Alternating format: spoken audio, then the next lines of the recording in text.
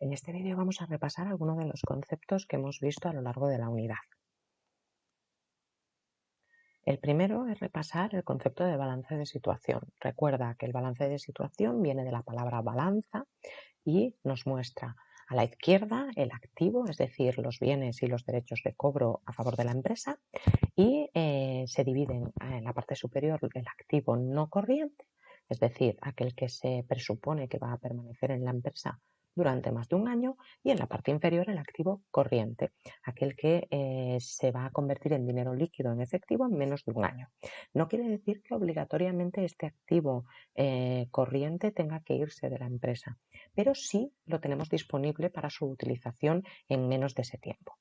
A esto le llamamos estructura económica de la empresa o destino de fondos, es decir, en qué ha empleado la empresa la financiación que ha obtenido.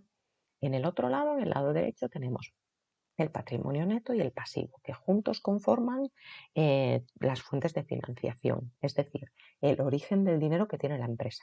Y este solo puede venir de dos lados. O son fondos propios, es decir, patrimonio neto, dinero o bien que han aportado las personas socias, o bien que la empresa ha ido generando con su actividad, o bien son deudas, es decir, fondos ajenos que nos han prestado, que en ese caso estarán en el pasivo, que también dividimos en no corriente, si se va a pagar a más de un año, y corriente si se va a pagar a menos de un año. Recordemos que este es un estado contable de la empresa que forma parte de las cuentas anuales, es decir, que se lleva al registro mercantil. Y muy importante, es una foto, solo nos da la información de la situación económico-financiera de una empresa en un momento en concreto.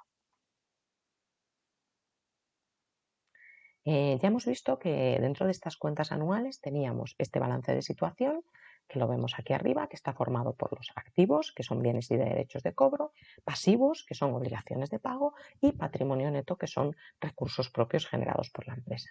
Pero además hay otros elementos de cuentas anuales que veremos reflejados en otro estado contable, que es la cuenta de resultados o de pérdidas y ganancias. Esta cuenta es la que nos va a enseñar lo que ha pasado en la empresa durante un ejercicio para llegar a ese balance. El balance es como la foto finish de la carrera, vemos quién ha ganado, pero no sabemos cómo se ha llegado hasta ahí. Para ver cómo hemos llegado hasta ahí tenemos que irnos a esa cuenta de resultados que nos va a mostrar todos los ingresos de la empresa durante un periodo y todos los gastos separados en diferentes categorías. Esta cuenta de resultados tendremos los ingresos, que son todos aquellos importes que se generan a través de la actividad de la empresa, procedentes en su mayoría por ventas o prestación de servicios, así como algunos otros ingresos que no son de operaciones habituales, como podría ser la venta de un inmovilizado, de un activo no corriente, una maquinaria, un local, un terreno. Y luego tenemos que se minoran con los gastos, que son todas aquellas compras o consumos que la empresa tiene que llevar a cabo para poder llevar a cabo su actividad. Gastos de material, gastos de personal, servicios profesionales, publicidad, transporte, suministros, etcétera, etcétera. La diferencia entre los ingresos totales y los gastos totales durante un ejercicio nos van a dar el resultado de la empresa. Este resultado, si es positivo, es decir, si los ingresos totales son mayores que los gastos totales, diremos que la empresa tiene beneficios, es decir, está generando recursos propios, y en cambio, si los gastos son mayores que los ingresos, diremos que la empresa está en pérdidas. Por tanto, los recursos o el patrimonio neto de la empresa se van a ver reducidos ese ejercicio. Es muy importante. El balance es una foto. La cuenta de pérdidas y ganancias es la película. Es decir, nos explica todo lo que ha pasado durante un año en la empresa. Y por tanto, ambos estados contables son complementarios. Deben estar juntos entre sí, puesto que individualmente no tendrían sentido. ¿Vale? ¿Y cómo se juntan esa cuenta de resultados con el balance? Porque el resultado de la empresa lo tenemos que poner en el patrimonio del balance. Ahí aparece ese elemento que es el resultado del ejercicio, que estará en positivo si es beneficio o en negativo si es pérdida. Otra consideración que tenemos que tener presente es que un ingreso no es lo mismo que un cobro.